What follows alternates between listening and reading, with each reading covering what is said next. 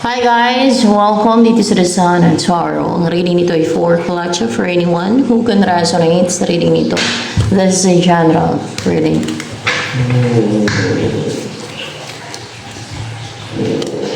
Let me choose, wherein wagyo na bead was what I believed.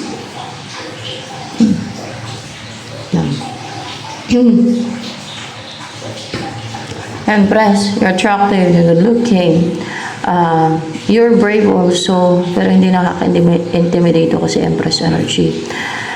And powerful kasi Empress, di ba?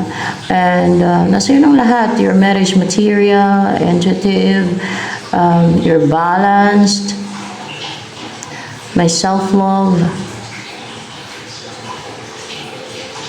madaming opposite sex yung na-attract sa'yo pagka ganyan, Empress. Temperance in reverse, hindi natenga ang iyong mayroong part sa buhay mo o maybe lahat ng aspeto ng buhay mo hindi natenga. Hindi na yung parang natenga na natiling walang kumikilos, walang gumagalaw, ganon. O kung nag-heal ka at that time, ay ngayon ay you could able, you're healed now and you're ready for a change, for a movement, for a new direction, or for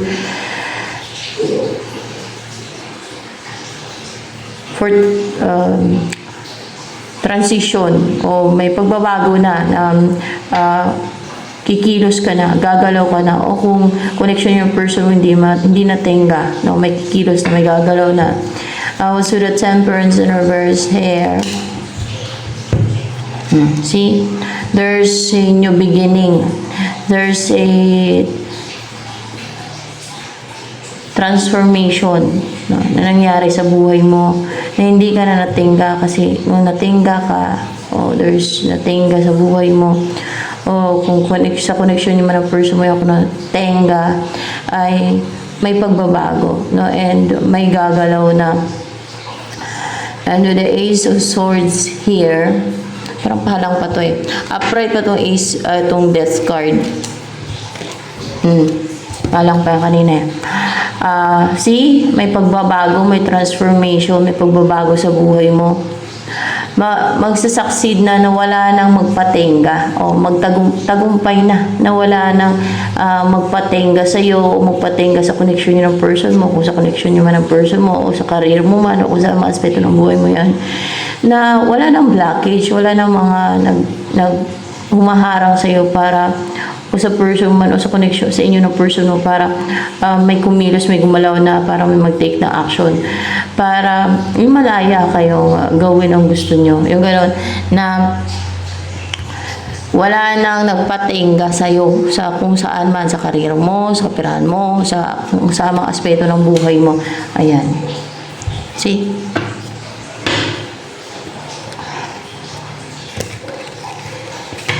Ay, ito naman kaya maganda kasi ito, kaya kinukuhaan ko. Pampa-inspire ba? Nasadya ko rin para ma-inspire.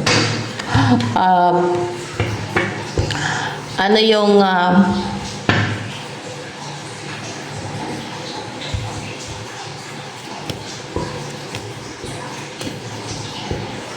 energy mo ngayon? Your energy? Ano pa energy mo ngayon? Sige. Yan. Knowledge and this. Ano ka na eh, parang naka-gain ka na ng knowledge. You're so knowledgeable. Hindi ka na may isahan. Hindi ka na ma-tempt ng evil forces kasi di ba may sumay, may demonyo, mga ganyan. May mga nakalap ka ng kaalaman, no? Para hindi ka na ma-tempt na demonyo. Yan. Kaya you're aware now na yun ay temptation ng demonyo. Kunwari ay drugs. No? Yan. Isa yung exact example, no, na temptation ng demonyo. Yung drugs. Yan. And yung mga addictions. Yung mga Ano pa ba? Drugs talaga. Mga alak din. Yan. Diba? Yung mga na-addict sa alak. Hindi may addiction nga. Ano pa ba? Any temptation. No? Like material. O, diba? Yan din ang ginagamit nila para i-tempt yung mga tao. Material. No? Kayamanan. No? Para makuha na ng kaluluwa ng mga tao. So, yan. And you are knowledgeable person o madami yung alam eh. Marami yung na-accumulate mo o na-acquire mo na knowledge, na kaalaman. Palabasa ka o kahit sa internet, mas lamang yung palabasa, guys. Mas madaming alam yung palabasa. Kung mahilig ka magbasa. Pero kung wala ka namang hilig, edi huwag mo na pilit. Baka ma-stress ka. May mga tao kasing hard reader. Yung gustong-gusto nila yung magbasa. Lalo kung gusto nila yung topic na yan. Na talagang interested sila na alamin o halungkatin. Yung tungkol sa topic na yan, tungkol sa bagay na yan. Yan. May mga tao talagang gano'n. Meron naman na tamad talaga magbasa. Ayaw nila magbasa. Walang sila nang gana magbasa. Kasi, di lang nila bet. Ayaw nila eh.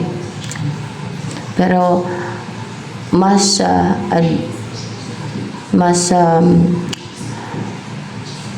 lamang ang may alam, di ba? Mas lamang ang may madaming alam. So, yan.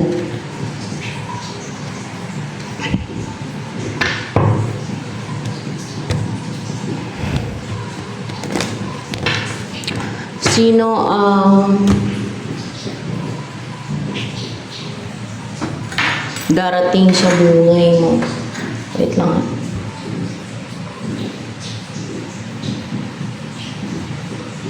Let me chew. With anyone yo. Na, B. This is what I believe. Let me chew.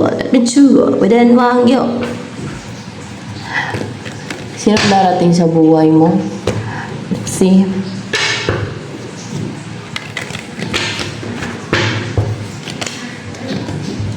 Itong person na strong. Na hindi din matempt. Na strong siya kasi hindi siya matempt to. Hindi siya natitinag. Hindi siya natutukso. Eh, hindi din siya natatakot. Saan? Sa evil. Eh, no? Ahas na sarapan ito. Eh. Hindi naman leon. O, diba?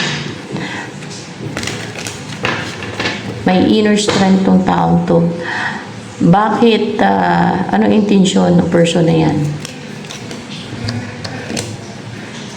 Magkita kayong dalawa, mabuo kayo, ang mag-meet si the world eh. Bakit gusto ko niya makita? Need the strength na yan.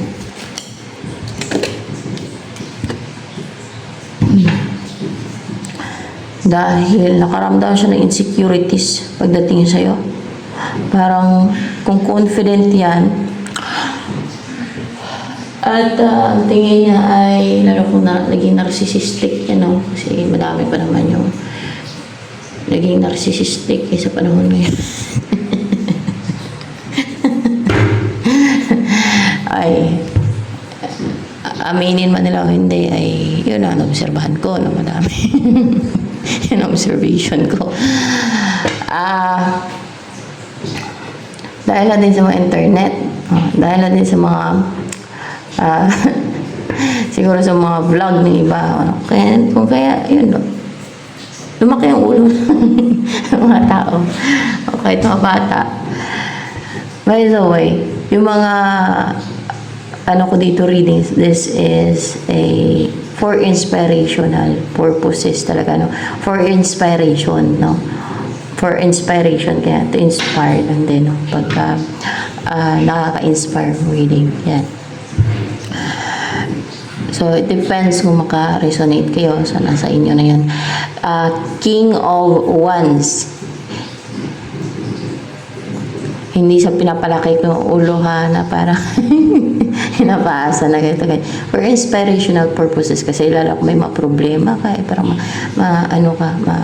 magaanan ng loob, mga ganun yun eh, di ba? Kung nakaka-inspire yung reading. Minsan kasi hindi din nakaka-inspire reading. Depende sa reading. Okay. Ayan.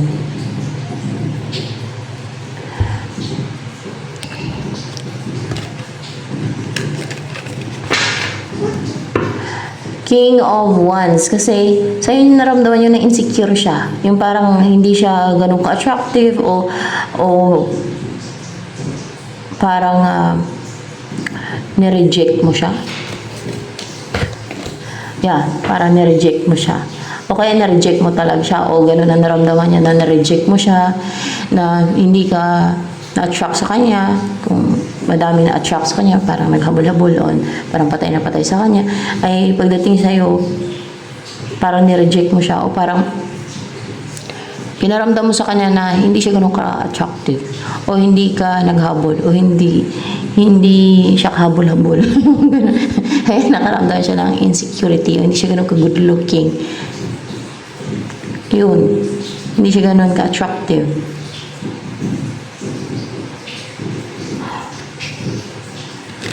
So, ano ba nagustuhan niya sa'yo? Ni strength na yan.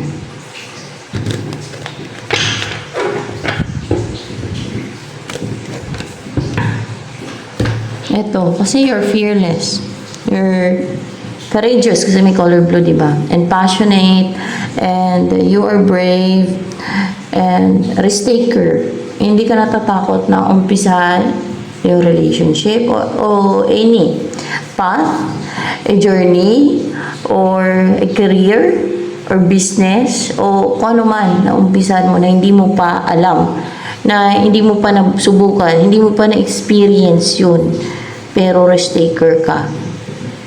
Yan.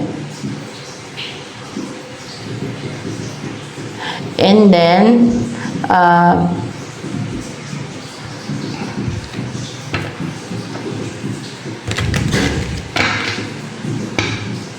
ano naman,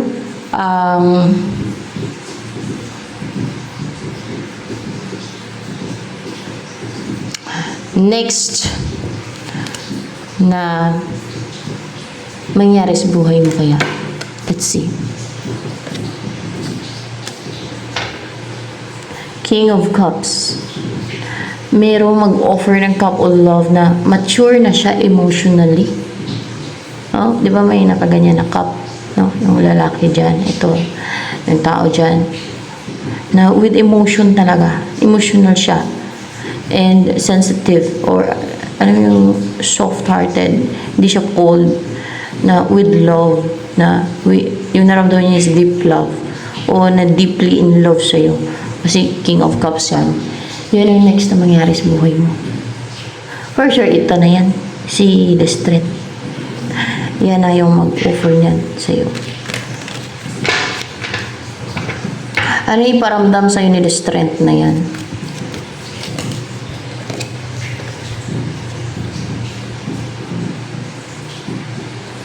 King of Swords, Five of Cups,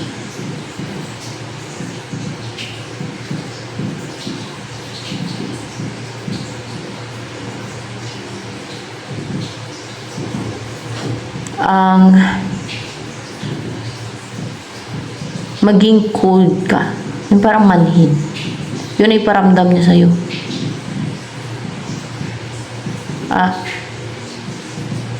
Iparamdam niya sa'yo. Paramdam.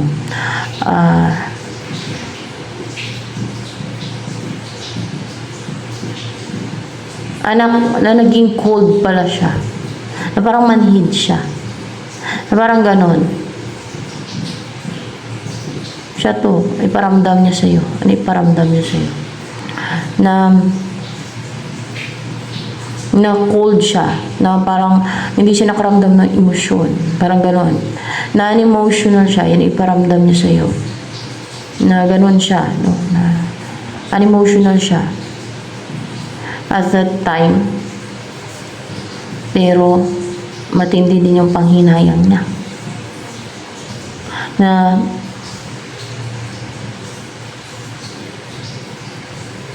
nagsisi siya, nung nawala ka na sa buhay niya, nung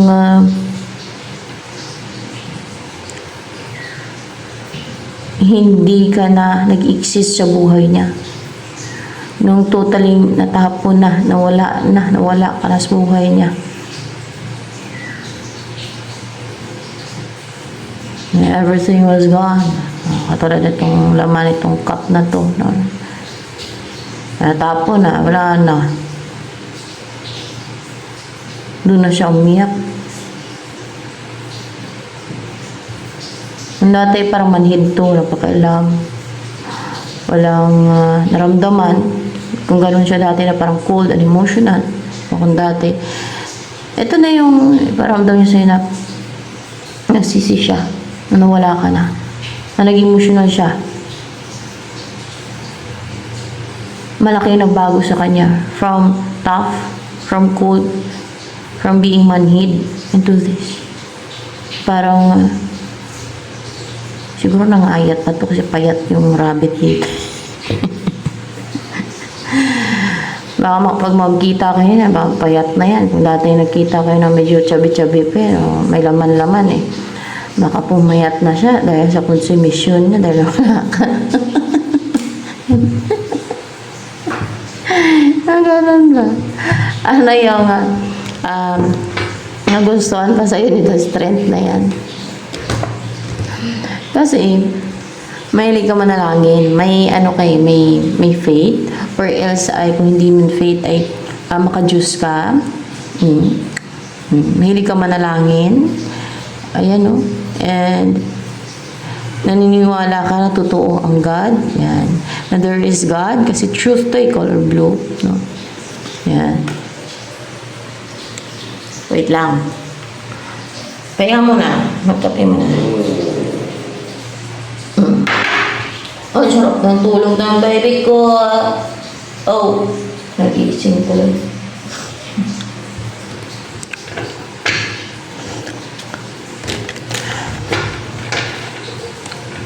Ano pa ang gusto sabihin sa'yo?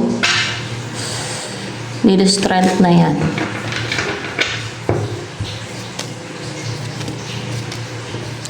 Let me chew. Within Wangyo, I wish I could take back my words. See?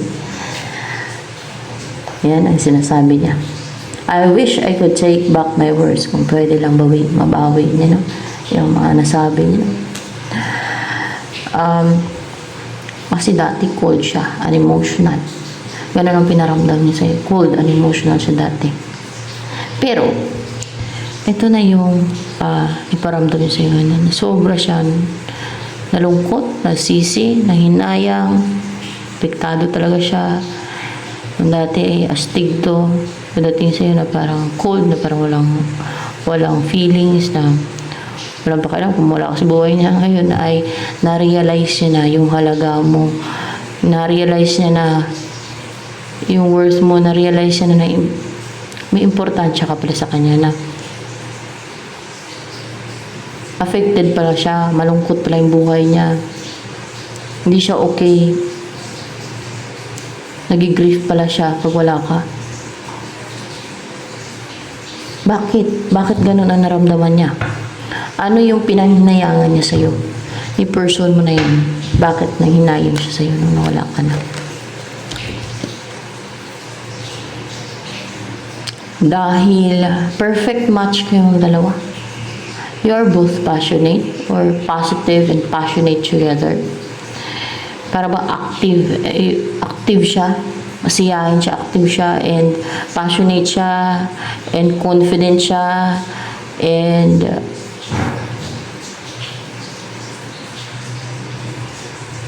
courageous siya, brave siya, and parang nabublooming pag nung kayo pa, no? Very positive. You're both positive na talagang there's chemistry din talaga yan, sa inyong dalawa, na sa iyo niya yun na-experience. Pero sa iyo niya din na naramdaman o na-experience nung nakaramdam siya ng insecurity. Parang reject o na-neglect o gano'n, parang gano'n. Ano naman ang gusto niyang buhay na ibigay sa'yo?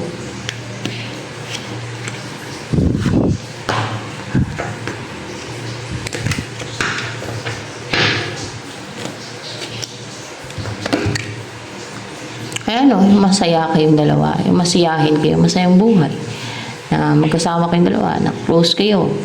Harmonious yung pasasawa niyo. 6 and numerology 15. Call 6. And you're both passionate and positive and active and bold and daring together, no? Masaya kayo. And you're both energetic. Masiyahin, masayang buhay niyo. And ano kaya maging buhay mo pag yan ang naging partner mo kung sakali lang, no? Na tanggapin mo pa sa buhay mo kung sakali lang, no? Ano maging buhay mo kasama yan sila strength na yan? Clouds. Ayun, no? Matatabo yung mga evil forces, hindi makalapit sa inyo. Protected kayo, no? Ng kalangitan. Kasi yan ang liwanag, eh. Diba? God is light, no? Diba? Yan. And that's why ma-maintain na harmonious nga talaga. And there's balance and full of love yun yung pagsasama. Kasi protektado kayo ng kalangitan. So for sure, kayo talagang para sa isa't isa. Kaya protektado kayo ng kalangitan. Ayan. Let me do, where anyone go, na, be, because when I believe,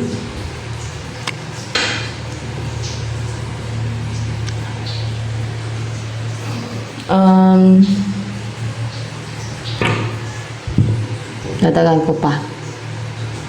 Dami ba na-track sa'yo? Na opposite sex? Yes. Madami. Bakit madami na-attract sa'yo? Ano yung nagustuhan nila sa'yo? Ano yung kina-attract ka nila sa'yo? Bakit na-attract sila sa'yo? Because of this, no? Queen of Water, you are empathetic, may puso, kind-hearted, soft, personality mo, loving, affectionate, sensitive yung feelings mo, may empathy, mga ganyan ba, understanding, soft, and feminine, yung energy. That's why, ay, ang ba, isus na ako, hilo-hilo, talaga pangga ko. Antok-antok pa ako. Antok pa.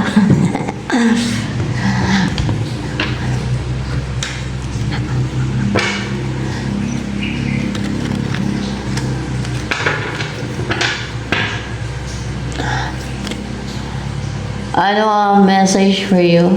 Tingnan natin, ha. Maganda dito eh. Sino ang guide dito ngayon?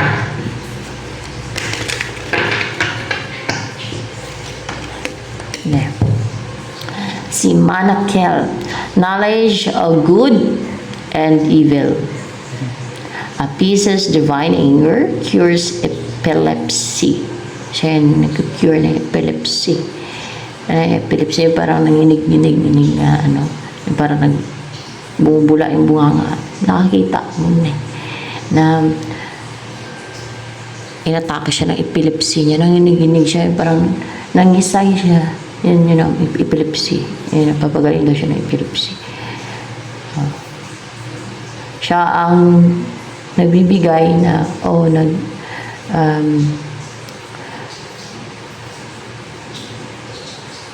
ng knowledge of good and evil para aware yung mga tao. O siya yung